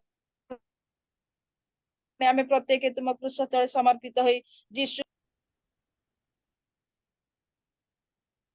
बहुत बहुत धन्यवाद आपको ई परिवार पाई समस्त विषय प्रभु ठारे जणा करछथि प्रभु सुनी छथि प्रभु आशीर्वाद करबे आपनको बहुत बहुत धन्यवाद मान कने मते प्रार्थना रे धन्यवाद वर्तमान आगुडाय विषय ने माने प्रार्थना करबा आमान को गहर अछंती आमान को माउसी अछंती रायगड़ा रु से आशा प्रकाश सान्नाई को अनुरोध करे आउ ए दिन मानकरे खरा बहुत बढ़ी चली अधिक अधिक परिमाण रे बढ़ी चली आउ जी माने बाहर को जाई कि कार्य करती काम करती आउ जी मानकर घर नहीं जे माने खाद्य भी पाई पारंती नहीं ए परी मनुष्य अछंती ए परी लोक माने अछंती से माने को निमंते हम माने प्रार्थना करिबा प्रभु से माने को ए दिन मानकर सुरक्षा प्रदान करंतु असमानकर आवश्यकता दियंतु सुस्थ सबल रखु एथि निमंते प्रार्थना करिबा पुण्या गुडे विषय रहिला आउ बहुत दिन हेलाणी आमे प्रार्थना करिकि आसुचु आउ ए इलेक्शन पाई आउ इलेक्शन केते जगह रे देइछंती आ केते जगह रे चालीची आ केते जगह रे हबो जे परि कि शृंखलित भाव रे इलेक्शन हबो आ प्रभु प्रत्येक प्रतिटी विषय को से हस्तार्पण हब माने प्रभु चालित करबे समस्त विषय प्रभु संभाळे से निमंते शृंखलित भाव रे हेबा निमंते प्रार्थना करी पुणी वाक्य निमंते आबक्ति करी ए तीन गोटे विषय आपण प्रार्थना जूम रे थिबा प्रत्येक को मोर आंतरिक नमस्कार आसंत माने प्रार्थना करिबा धन्यवाद धन्यवाद धन्यवाद प्रशंसा प्रशंसा गौरव पाइबा एकमात्र जीवित परमेश्वर तुम्हें महान परमेश्वर बोले तुम्हारी पवित्र महत नाम को धन्यवाद दउछु प्रशंसा करुछु गौरव करुछु तुम्हें राजा मानकर राजा देव मानकर देव आश्चर्य मंत्री पराक्रांत परमेश्वर बोले तुम्हारी से आश्चर्य नाम को धन्यवाद दउछु प्रशंसा करुछु गौरव करुछु प्रभु तुम्हें आज दिन मध्य आमनकर सहवर्ती परमेश्वर हेलो समस्त आपद विपद रोग संकट रु रक्षा करी प्रभु एई संध्या समय रे केतेक महिला सहित एकत्रित करी तुम्हारी सेवा आराधना प्रशंसा गौरव करिबा पाई आमनकु ए सुंदर सुजोग देइछ बोली धन्यवाद दउछि प्रभु प्रशंसा करुछु प्रभु तुम्हें आमनकर सहवर्ती सदा सर्वदा ही आसीछ आमनकर समस्त विषय तुम्हें देखि आसुछ बोली धन्यवाद दउछि आमनकु सुरक्षा करी रखिबा निमंते तुम्हें केबे घुमाई ना हो गो बंधु केबे निद्रा जाई ना हो जगी रखी आम मानकु सुरक्षा करी आसुथिबा महान परमेश्वर बोली तुमरी से पवित्र नाम को पाद तले सब किछि समर्पण करी आसुछु प्रभु एते बेले प्रार्थनार अनुरोध जहा सब आसीछि प्रभु ए प्रचंड खरारे ग्रीष्म ऋतुरे अनेक लोक प्रभु कार्य व्यस्ततारे बाहर को जाती प्रभु सेमानंकर सहवर्ती परमेश्वर हे तुमे कढ़ाई आण बोली प्रार्थना करुछि एवं अनेक दुखी दरिद्र मानकर गृह मध्य न थाए ए प्रकार समय रे सेमाने कि प्रकार रहुथिबे परमेश्वर सेमानंकु तुमे ही सुरक्षा करी रख तुमरी छाया तले सेमानंकु आवरी रख बोली प्रार्थना करुछि ए भयंकर दिन मानकरे तुमरी से छायार हस्त तले आवरी रखी सुरक्षा करी रख बोली प्रार्थना करुछि सेमानंकर सहवर्ती परमेश्वर हुओ सेमानंकर जहा आवश्यकता तुमे जोगाई आस बोली प्रार्थना करुछि एवं जोगाइब बोली मध्य विश्वास करे तुम पाद तले समर्पण करुछि प्रभु सेमानंकर सहवर्ती परमेश्वर हुओ एवं प्रभु ए समय रे जो इलेक्शन चली प्रभु आमे समस्ते प्रार्थना करी आसुछु प्रभु तुमरी दास दासी अनेक सदा सर्वदा ए विषय नहीं तुम पाद तले समर्पण करी आसुछु परमेश्वर अनेक स्थान रे इलेक्शन सरीची अनेक स्थान रे हेबाकु जाउछि प्रभु हे सब विषय तुमे देखुछ जानुछ प्रभु आमे मनुष्य नाना कल्पना नाना चिंता करी थाउ किंतु तुमरी इच्छा अनुसार ही कार्य हेबो बोली आमे विश्वास करूछु परमेश्वर तुम पाद तले सब किछि समर्पण करी आसुछु प्रभु तुमरी लोक मानंकु तुमरी सेवा करुथिबा लोक मानंकर सुरक्षा निमंते तुमरी मनोनीत लोक मानंक निमंते प्रभु तुमे उत्तम नेताटीए जोगाओ बोली प्रार्थना करुछि जे प्रकार बाबू ये सब विषय रे शैतान कार्य न करू प्रभु से स्थान रे तुमरी उपस्थिति ताई सब कार्य श्रृंखला रे होउ बोली प्रार्थना करुछु परमेश्वर प्रभु तुमे अमनकु प्रेम करुथिबारु ए समस्त विषय रे सुरक्षा करी आनुछ बोली ए पर्यंत तुमे सुरक्षा करी रखिछ बोली धन्यवाद दउछि प्रभु हे त्राणकारी परमेश्वर आरंभ ए पर्यंत तुमे आमनकर सहवर्ती परमेश्वर हेलो आज जो दासी को तुमे मनोनीत करिछ परमेश्वर से दासी को तुम हस्त रे समर्पण करुछि प्रभु तुमे तार सहवर्ती परमेश्वर हो प्रभु तुमे ता मस्तक तलिपा पर्यंत प्रभु तुमरी से आशीर्वाद हस्त रख तुमरी से पवित्र पापुल रे आवरी रखी प्रभु से जेपरी से तुमरी जीवंत वाक्य प्रभु अन्य आगरे प्रकाश करि परिबो तुमे कथा को प्रभु से शक्ति दियो बोली प्रार्थना करुछि आउ जो वाक्य आज से नहीं आसीछि से वाक्य को आमे प्रत्येक हृदय रे संचय करी रखिबु 30 गुण 60 गुण 100 गुण आमे फल फली पारिबु उत्तम फल फली पारिबु से प्रकार प्रत्येक को तुमे व्यवहार कर बोली प्रार्थना करुछि सदा सर्वदा तुमरी उपस्थिति रख बोली प्रार्थना करुछि आमे जेते जन प्रभु बसिछु प्रत्येक आमे पवित्र भाव रे बसी से वाक्य को ग्रहण करि पारिबु से शक्ति दियो बोली प्रार्थना करुछि परिचालना करुथिबा भौणी को मध्य तुम हस्त रे समर्पण करुछि तुमे तार सहायक हो आरंभ रु ए पर्यंत तुमरी उपस्थिति रखिछ आगामी समय को मध्य तुमरी उपस्थिति रख बोली त्राणकर्ता प्रिय प्रभु यीशु के नाम रे क्षुद्र भिक्षा मागिली पिता आमेन धन्यवाद भौणी बहुत बहुत धन्यवाद मासी समस्त विषय को प्रभु समर्पित कर निवेदन रखुछंती आपनको बहुत बहुत धन्यवाद प्रभु आपनको आशीर्वाद करन वर्तमान होची वाक्य शुणिबार समय और जो वाक्य की आमान को भीतर गुप्त विषय को संशोधन करिथाए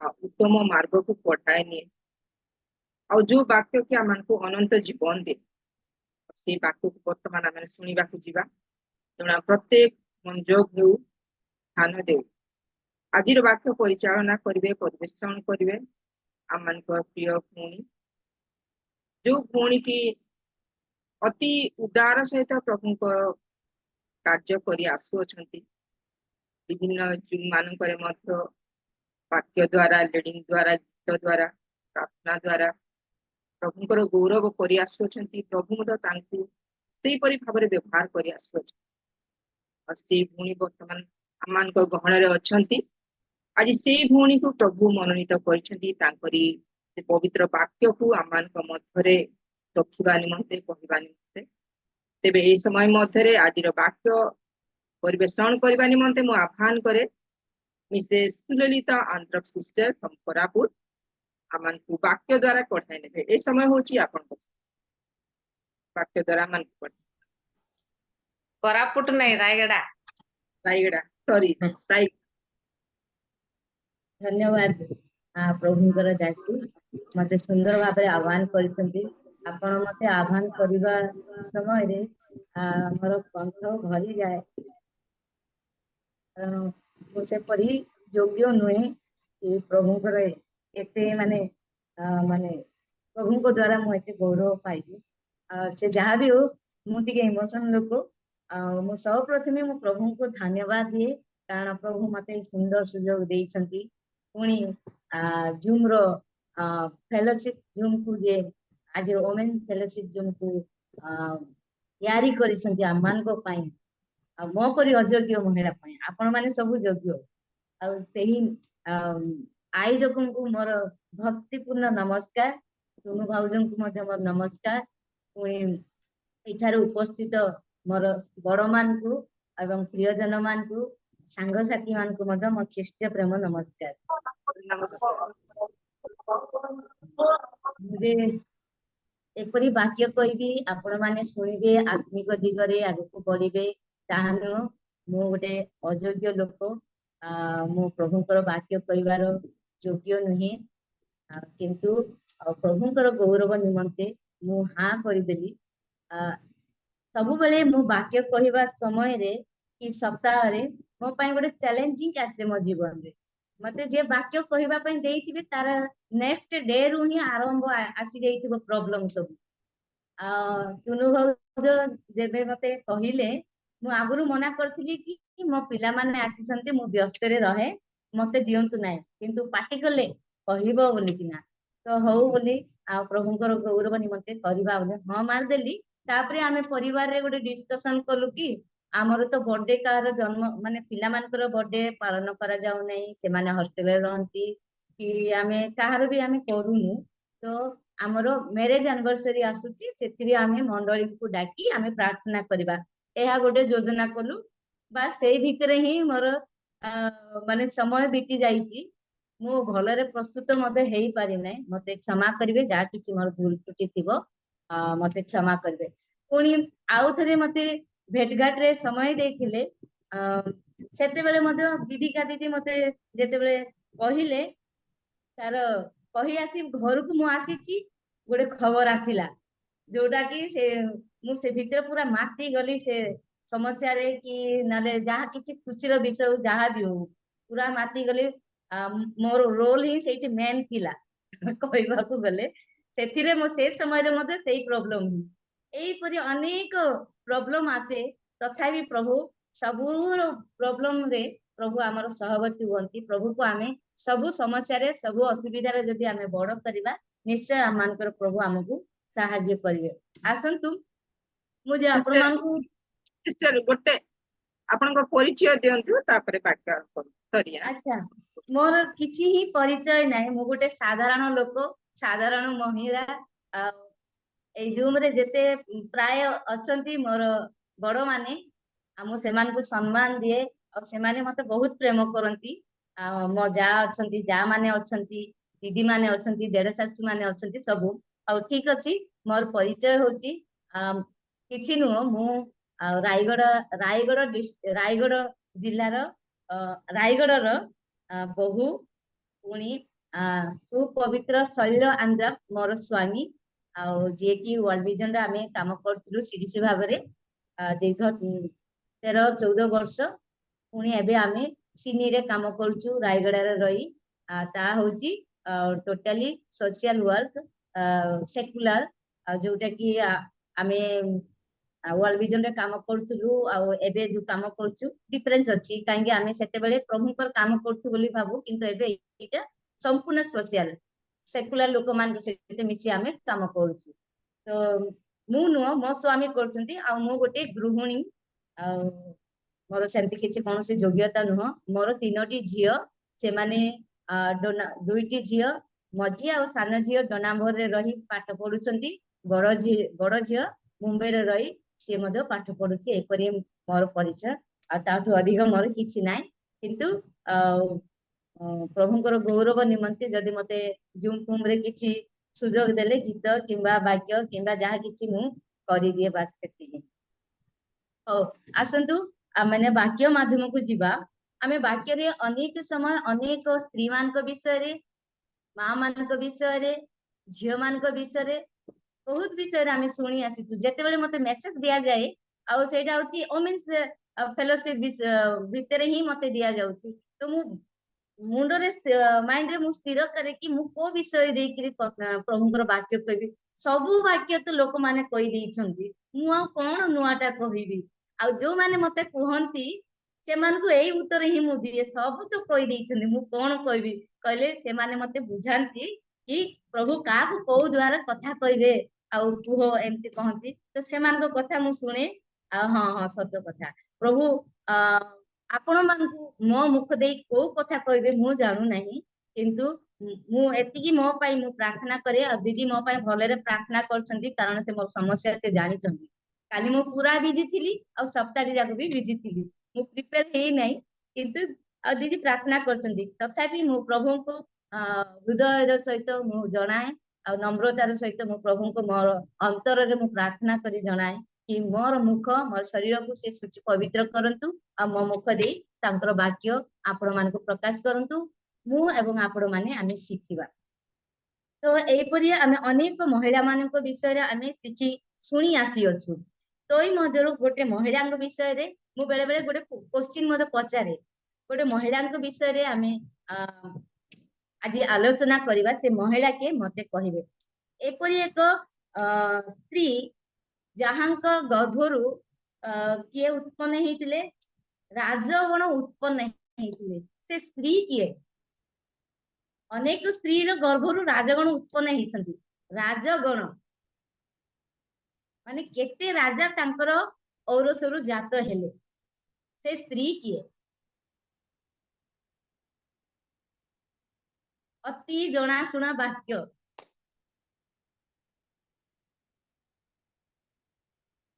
बत्सेबा सलोमन कुमार बत्सेबा भविष्य वक्ता मान को सी जन्म दे सॉरी जोकोबेद सेटा हाँ बत्सेबा हाँ आउ किए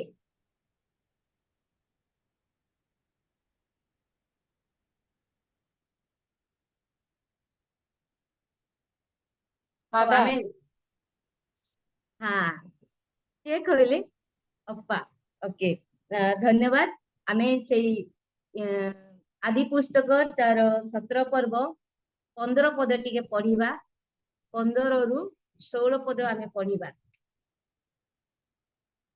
अच्छा मु पढुची तही उतारु परमेश्वर अब्राहम को कहले तुम्बे अपना भाज्या सारी की आउ सारी कुलीना बोली डाक नाही ताहार नाम सारा रानी हेला आंबे ताको आशीर्वाद करिबा ओ ताहा ठारू तुमबे गोटे पुत्र देबा आंबे ताहाको आशीर्वाद करिबा से नाना गोष्ठीर आदिमाता हेबो ताहा ठारू नाना देशीय राजगण उत्पन्न हेबे आज एही स्त्री को विषय एही नारी को विषय आज आमे आ सुनिबा आमे अनेक थर सारा विषय आमे सुनी आसी अछु अनेक विषय आमे शिखी आसी अछु आमे समस्त जानू मुझे को नवा विषय कहबी ताहा नुह आ सारांकर गर्भरु से कौन राजगण उत्पन्न कले उत्पन्न हेले आउ तांकर नाम को परमेश्वर चेंज कर दउछंती सारांको तो केते महान थिबे से देखंतु आज सेई सारंग पाखरु किछि भल गुण आमे देखिबा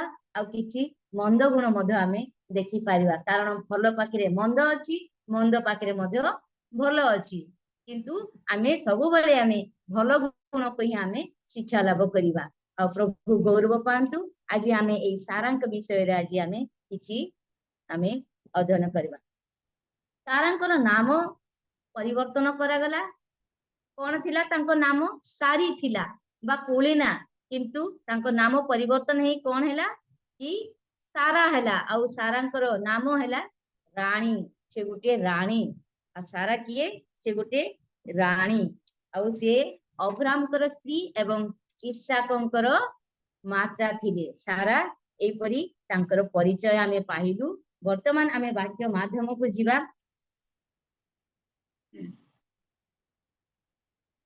ସାରାଙ୍କର ଭଲ ଗୁଣ ବିଷୟରେ ଆମେ ଆଜି ଆଲୋଚନା କରିବା। ତାପରେ ତାଙ୍କର କିଛି କିଛି ମନ୍ଦ ଗୁଣ ମଧ୍ୟ ଅଛି, ସେ ଗୁଣ ବିଷୟରେ ମଧ୍ୟ ଆମେ ଆଜି ଆଲୋଚନା କରିବା। ଆଦି ପୁସ୍ତକ ତାର 12 ପର୍ବର 1 ପଦ ଆମେ ଟିକେ ଅଧ୍ୟୟନ କରିବା। ଏଥିଠାରୁ ସଦାପ୍ରଭୁ ଅବ୍ରାହ୍ମକୁ କହିଲେ, ତୁମ୍ଭେ ଆପଣା ଦେଶ ଓ ଜ୍ଞାତି କୁଟୁମ୍ବ ଓ ପୈତୃକ ଗୃହ ପରିତ୍ୟାଗ କରି ଆମ୍ଭେ ଯେଉଁ ଦେଶକୁ ତୁମ୍ଭକୁ ଦେଖାଇବା ସେଇ ଦେଶକୁ ଯାଅ। ଆଉ ତଳକୁ ଯାହା ଲେଖା ଅଛି ଆମମାନେ ସମସ୍ତେ ଯାଉ। ଯେତେବେଳେ ଆଉ ଅବ୍ରାହ୍ମକୁ ପରମେଶ୍ୱର ଆହ୍ୱାନ କରୁଛନ୍ତି, ସେତେବେଳେ ଅବ୍ରାହ୍ମ ତାଙ୍କର ସମସ୍ତ ବିଷୟକୁ ସେ କଣ କରୁଛନ୍ତି, ତ୍ୟାଗ କରିକି ଆଉ ପରମେଶ୍ୱରଙ୍କର ଆହ୍ୱାନରେ ସେ ଆହୁତ ହେଇ ସେ ପରମେଶ୍ୱରଙ୍କ ପଛରେ ଯାଉଛନ୍ତି। ସେ ସମୟରେ ନିଶ୍ଚୟ ଅବ୍ରାହ୍ମଙ୍କ ପାଖରେ କିଏ ଅଛନ୍ତି, ସାରା ମଧ୍ୟ ଅଛନ୍ତି, ଆଉ ସାରା ମଧ୍ୟ ଅବ୍ରାହ୍ମଙ୍କ ସହିତ ଯାଉଛନ୍ତି। ଏଥିରେ ସାରା କେବେ ମଧ୍ୟ ସେ କ୍ୱେଶ୍ଚିନ୍ କରିନାହାନ୍ତି ତାଙ୍କ ସ୍ୱାମୀକୁ, ଆଉ କାହିଁକି ଯାଉଛୁ, କୁଆଡେ ଯାଉଛୁ, ମୋର ଏତେ ଧନ ସମ୍ପତ୍ତି, ମୋର ଲୋକ ବନ୍ଧୁ ବାନ୍ଧବ ଆତ୍ମୀୟ ସ୍ୱଜନ ମାନଙ୍କୁ ଆଉ ମୁଁ ଛାଡିକିରି ଯିବି ନାହିଁ, ସେ କେବେ ବି ଅଭିଯୋଗ କରିନାହାନ୍ତି ସାରା। ଆଉ ସେ ସାରା କଣ କରିଛନ୍ତି, ନିଜର ସ୍ୱାମୀଙ୍କର ଆଦେଶକୁ ମାନି ସେ କଣ କରୁଛନ୍ତି, ଆଉ ଯାଉଛନ୍ତି। ଏଠାରେ ଆମେ ସାରାଙ୍କୁ ଏକ ଆଜ୍ଞାକାରୀ ସ୍ତ୍ରୀ ଭାବରେ ଆମେ ନେବା। ସାରା ସବୁବେଳେ ଅବ୍ରାହ୍ମଙ୍କର ଜଣେ ଆଜ୍ଞାକାରୀ ସ୍ତ୍ରୀ ହେଇଛନ୍ତି।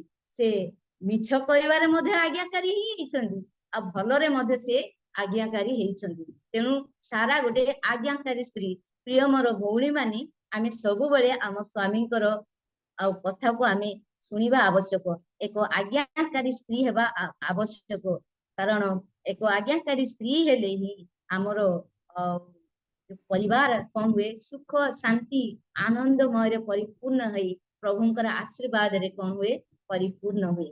ତେଣୁ ଏଠାରେ ଆମେ ସାରାଙ୍କୁ ଏକ ଆଜ୍ଞାକାରୀ ସ୍ତ୍ରୀ ରୂପରେ ଆମେ ଦେଖିପାରୁଛୁ, କାରଣ ତଳକୁ ଆଉ ସମସ୍ତ ବିଷୟ ଲେଖା ଯାଇଛି, କିନ୍ତୁ ସେଇ ଭିତରେ ଆଉ ସାରା ମଧ୍ୟ ଅଛନ୍ତି। କାରଣ ଯେତେବେଳେ ଅବ୍ରାହ୍ମ ବାହାରି ଯାଉଛନ୍ତି, ତାଙ୍କ ସହିତ ସାରା ଅଛନ୍ତି, ଲୋଟ ମଧ୍ୟ ଅଛନ୍ତି। କିନ୍ତୁ ଆଜି ଆମେ ସାରାଙ୍କ ବିଷୟରେ ହିଁ ଆଲୋଚନା କରିବା। ପୁଣି ଆଦି ପୁସ୍ତକ ତାର 13 ପର୍ବର 1ରୁ ତାର 11 ପଦ ପର୍ଯ୍ୟନ୍ତ ଯାହା ଲେଖା ଅଛି ଆମେ ସେ ସବୁ ପଢିବା ନାହିଁ, କିନ୍ତୁ ମୁଁ ଅଳ୍ପ ପଢୁଛି କି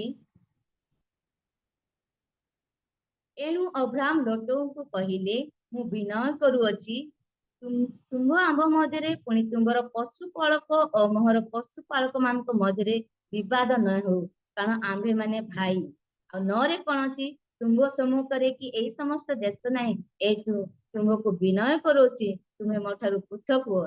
ହୁଏତ ତୁମ୍ଭେ ବାମକୁ ଯାଅ, ମୁଁ ଦକ୍ଷିଣକୁ ଯାଏ, ନଇଲେ ତୁମ୍ଭେ ଦକ୍ଷିଣକୁ ଯାଅ, ମୁଁ ବାମକୁ ଯାଏ।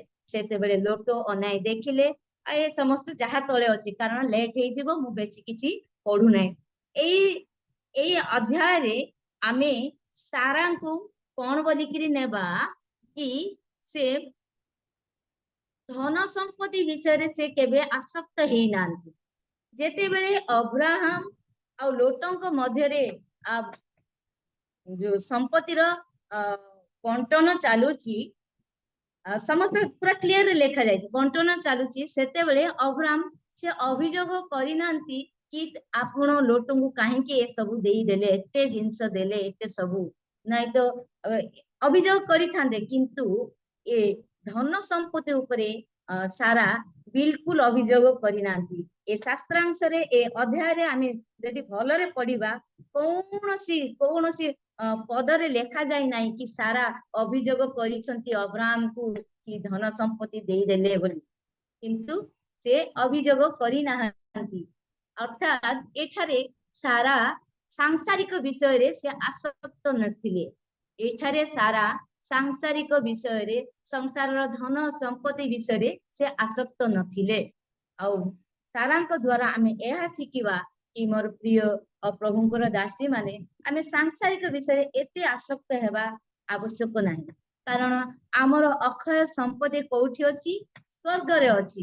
ଆମର ଅକ୍ଷୟ ସମ୍ପତ୍ତି ସ୍ୱର୍ଗରେ ଅଛି। ଏଇ ଜଗତର ସମ୍ପତ୍ତି ଆଉ କ୍ଷଣିକ ପାଇଁ, तेणु आमे ए जगतर संपत्ति विषय आसक्त नहीं माने स्वर्गीय विषय आमे आसक्त हेबा आवश्यक। पुणी आदि पुस्तक तार 18 पर्वर 18 पदरे आमे टिके पढ़िबा।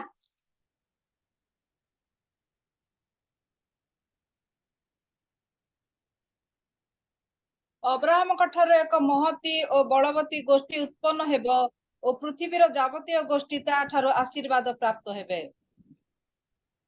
एठारे अब्राहम को ठारू से उत्पन्न हेबे का ठारू कार औरसरु उत्पन्न हेबे कार गर्भरु उत्पन्न हेबे सारांकर गर्भरु ही उत्पन्न हेबे।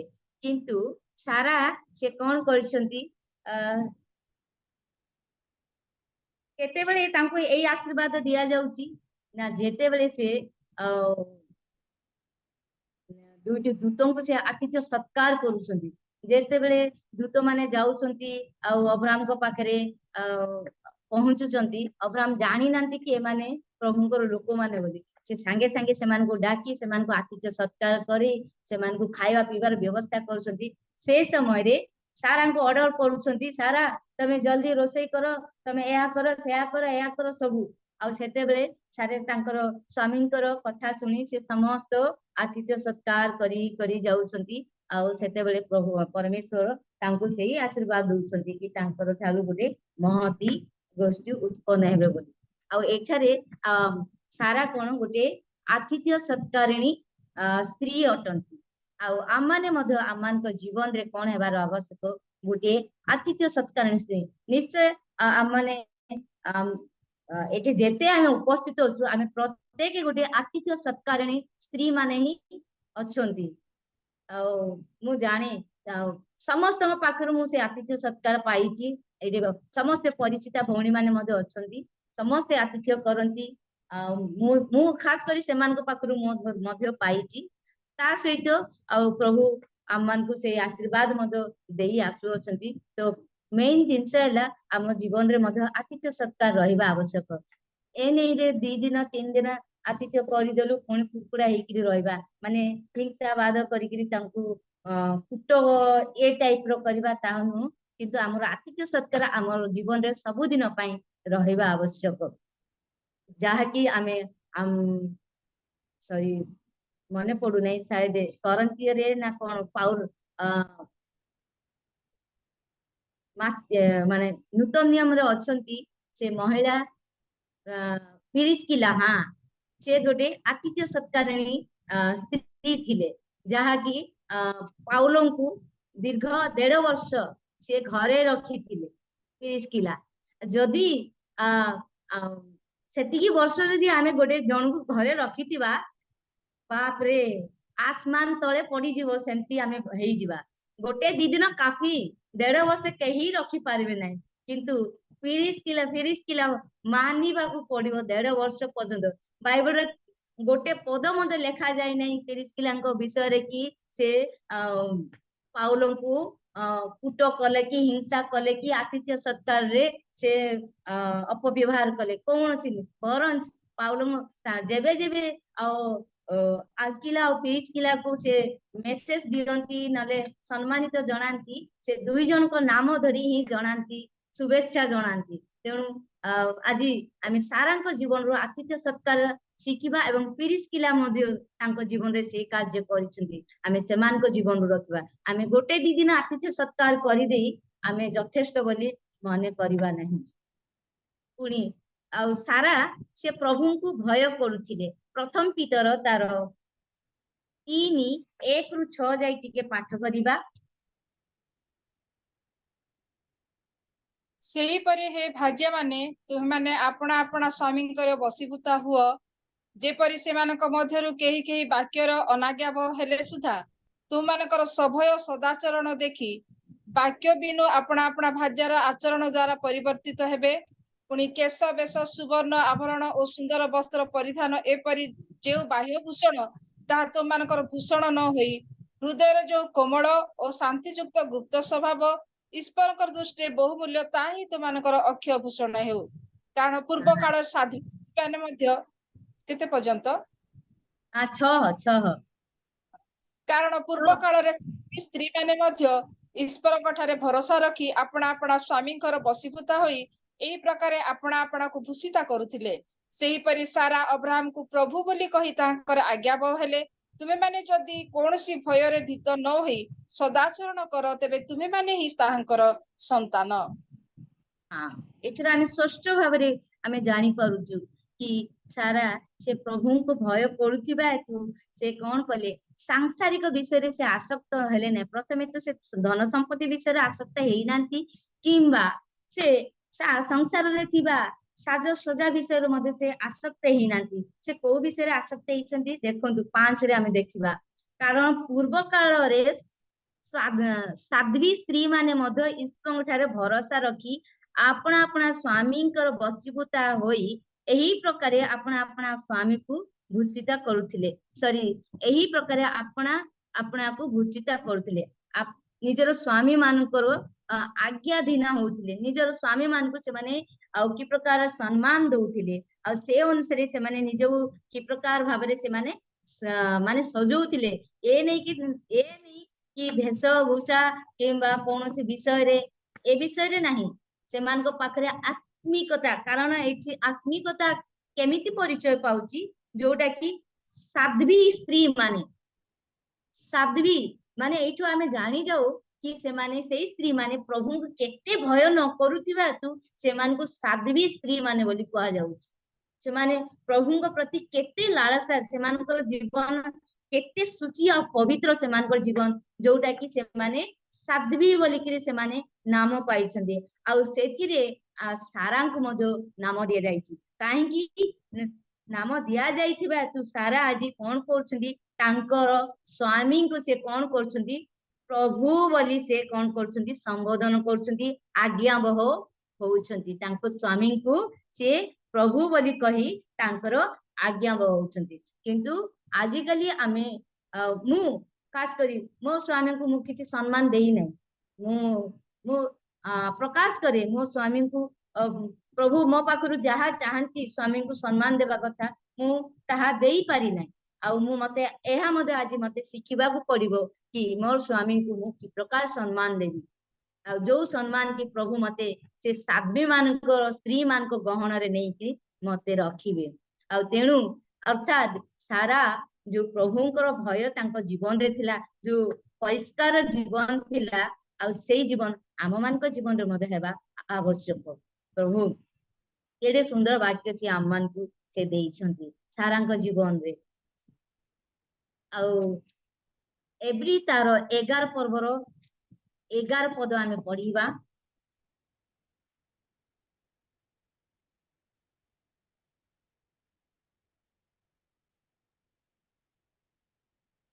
ବିଶ୍ୱାସ ଦ୍ୱାରା ସାରା ନିଜେ ମଧ୍ୟ ପ୍ରତିଜ୍ଞାକାରୀଙ୍କୁ ବିଶ୍ୱସ୍ତ ଜ୍ଞାନ କରି ଗତ ବୟସ୍କା ହେଲେ ହିଁ ଜାତିର ଆଦିମାତା ହେବାକୁ ଶକ୍ତି ପ୍ରାପ୍ତ ହେଲେ। ଏଇ ବାକ୍ୟରୁ ଆମେ କଣ ଶିଖୁଛୁ? ସାରା ଜଣେ ବିଶ୍ୱାସିନୀ, ତାଙ୍କ ଜୀବନରେ କଣ ଅଛି? ଗୋଟେ ବିଶ୍ୱାସ ଅଛି। କାହା ପାଖରେ? ପ୍ରଭୁଙ୍କ ପାଖରେ ସାରାଙ୍କର ବିଶ୍ୱାସ ଅତି ଦୃଢ ଥିଲା। ତେଣୁ ସେ କଣ ହେଲେ? ସେ ଆଦିମାତା ହେବାକୁ ଶକ୍ତି ପ୍ରାପ୍ତ ହେଲେ। ତାଙ୍କ ପାଖରେ ବିଶ୍ୱାସ ଥିଲା। ବିଶ୍ୱାସ ଦ୍ୱାରା ସାରା ନିଜେ ମଧ୍ୟ ପ୍ରତିଜ୍ଞାକାରୀଙ୍କୁ ବିଶ୍ୱସ୍ତ ଜ୍ଞାନ କରି, ନିଜେ ମଧ୍ୟ ପ୍ରତିଜ୍ଞାକାରୀ କିଏ ଥିଲେ?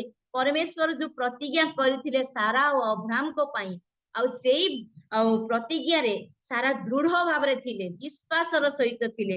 ଆଉ ତେଣୁ ସାରା କଣ ହେଲେ? ସେ ଆଦିମାତା ହେବାର ସେ ଭାଗ୍ୟ ମାନେ ଯୋଗ୍ୟତା ହେଇପାରିଥିଲେ, ସୌଭାଗ୍ୟ ହେଇଥିଲା, ଆଦିମାତାର ସୌଭାଗ୍ୟ ହେଇଥିଲେ। ତେଣୁ ସାରା ଗୋଟେ କଣ ଥିଲେ ନା ବିଶ୍ୱାସରେ ଦୃଢୀଭୂତ ଥିବା ଜଣେ ସ୍ତ୍ରୀ ଥିଲେ।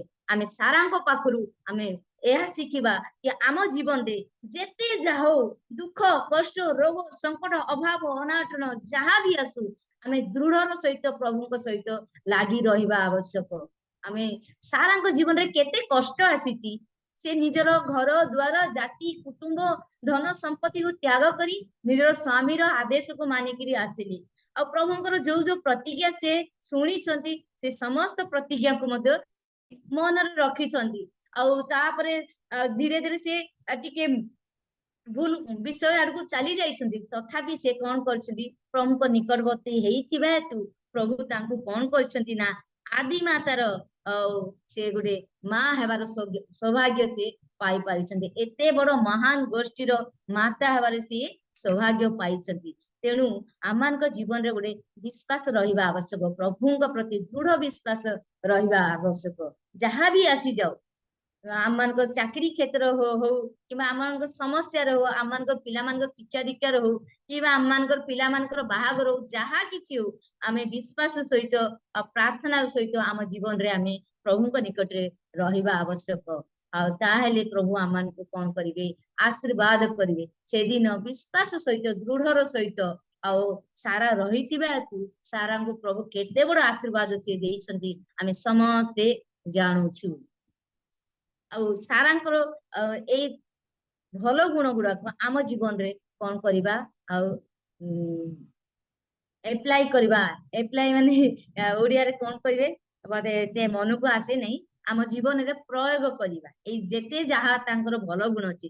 ତାଙ୍କର ମନ୍ଦ ଗୁଣ କଣ କଣ ଥିଲା ଆମେ ଟିକେ ପଢିବା ଆଦି ପୁସ୍ତକ ତାର, କାରଣ ମୁଁ ଆଗରୁ କହିଛି ଭଲ ପାଖରେ ମନ୍ଦ ଅଛି, ମନ୍ଦ ପାଖରେ ଭଲ ଅଛି। ଆଦି ପୁସ୍ତକ ତାର 12 ପର୍ବ 13 ରୁ 20 ପଦରେ ଲେଖା ଅଛି।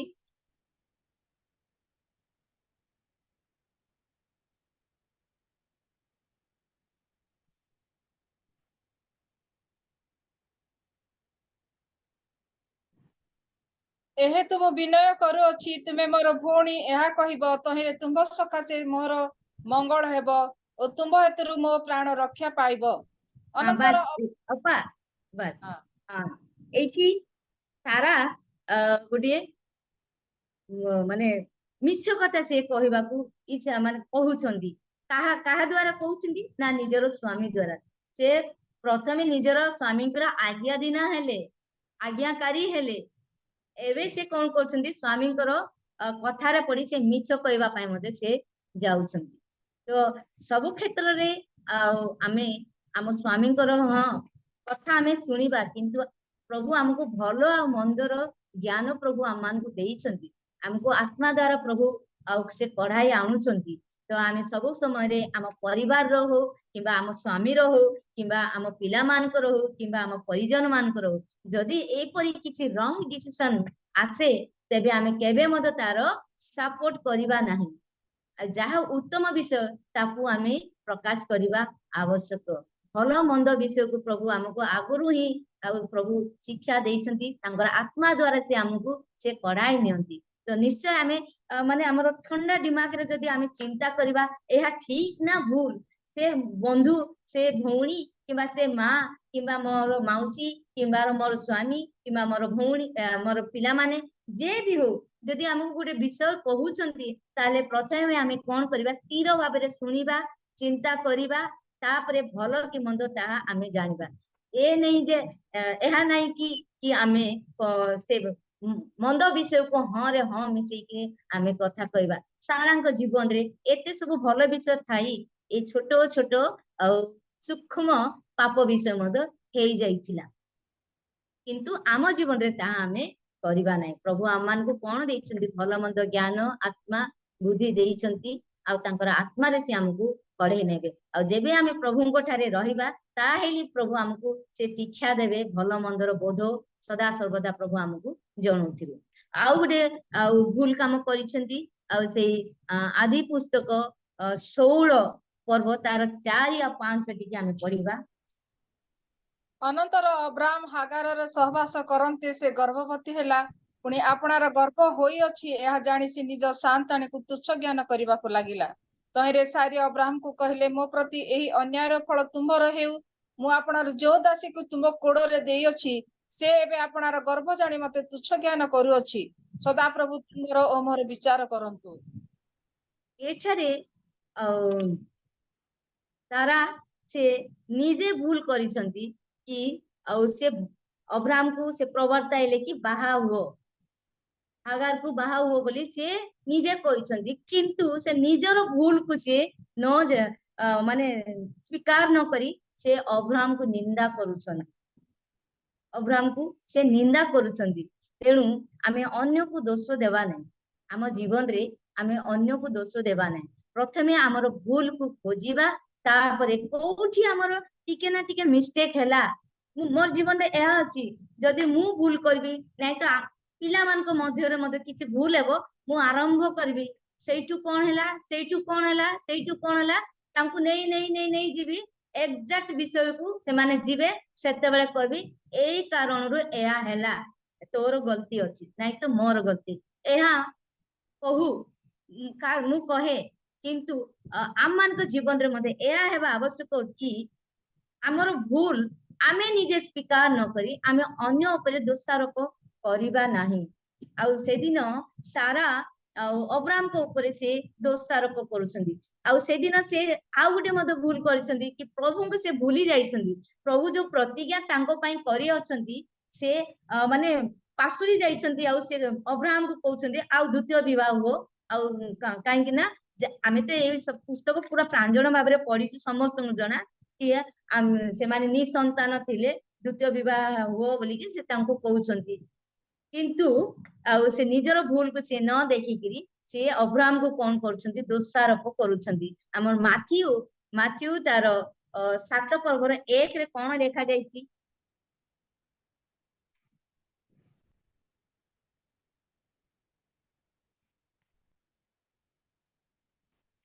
तुमे माने जे परी विचारित न हेबो एति पई विचार कर नाही हां देखो सेठारे सारा से विचारित परमेश्वर को दृष्टि विचारित हेई सारिसंती तेणु आमे कोन करिबा विचार करबा माने भूल अन्यर भूल को कोन करबा नै विचारित करबा नै अन्यर भूल को हमको प्रकाश करबा आवश्यक कि से भूल कर सारा रो जो वाक्य अनुसार शायद ए वाक्य को कुछ करि परनो हां ते जाओ ए वाक्य अनुसार मु जाऊ नै ए माथ्यू पुस्तक आर मेसेज अलगा आड़ को जाउची मु अलगा रे लेखिकरी आउर एक मिसई देती किंतु मु क्षमा मागे से वाक्य को आमे जीवा नै किंतु प्रथम रे आमे जो पढिलु अब्राहम जो गलती करी नथिले सारा जहा कहिथिले से विषय को से करी आसीचंती किंतु सारा तांकु दोषारोप करूचंती कि तम द्वारा ए सब हैला किंबा मते से एंती कष्ट दउची बोली तेणु मोर प्रिय माने आमानकर जीवन रे मध्य जदि भूल त्रुटि हुए तेबे आमे अन्य को हठात करी आक्षेप करिबा नै हमर मुख को टिके जागृत करी रखिबा कारण एई मुख अग्नि सदृश थरे बाहरी गला माने से निया जळी दो तेणु हमर एई ओष्टाधर एई मुख को आमे सब बेले टिके जागृत रे रखी आमे कथा वार्ता करिबा कि अन्यर दुखर कारण न हो अन्य को आमे बाधिला बळिया न कहू तो प्रभु हमन को हमर सहवर्ती हेबे सारांकर एई समस्त एई जो गुण गुडाक जो हमन को जीवन रे न हो कि सारांकर जो भलो गुण जाको अछि से भलो गुण जाको हमन को जीवन रे आ ताहा प्रयोग करिबा आवश्यक आ सारा जो विषय जो गुण हम माने सुनिलु से कोन थिले गोटे आज्ञाकारी स्त्री थिले से प्रभु भयालु स्त्री थिले से अतिथि सत्कारी स्त्री थिले से विश्वास रे दृढ़ थिबा स्त्री थिले से धैर्यशाली मध्य थिले से एते वर्ष जदि अपेक्षा करे आसीसंती प्रभुंकर प्रतिज्ञा को से जने गोटे धैर्यशाली स्त्री मध्य एई परी तांकर एई समस्त गुण को आमे अप्लाई करिबा माने प्रयोग करिया आम जीवन रे किंतु आउ जो छोट छोट सूक्ष्म सूक्ष्म विषय जो से भूल करी अछंती से भूल को आम जीवन रे केबे मध्य प्रयोग करिबा नै एई अल्प वाक्य रे आम समस्त प्रभु आशीर्वाद करंतु जहा किछि मु भूल त्रुटि करी अछि मते क्षमा करंतु मु आगुरु ही आपण मान को क्षमा मागी अछि कि मु प्रिपेयर हेई नै आ मु माने 4:15 बेले को मते भाउजो फोन कले मु सेते बेले पर्यंत लेखुथिली प्रिपेयर पाई बोलिथिली आ तो आपण मते क्षमा करंतु आ आज रे बाकी रे प्रभु आपण मान को आशीर्वाद करंतु नमस्कार।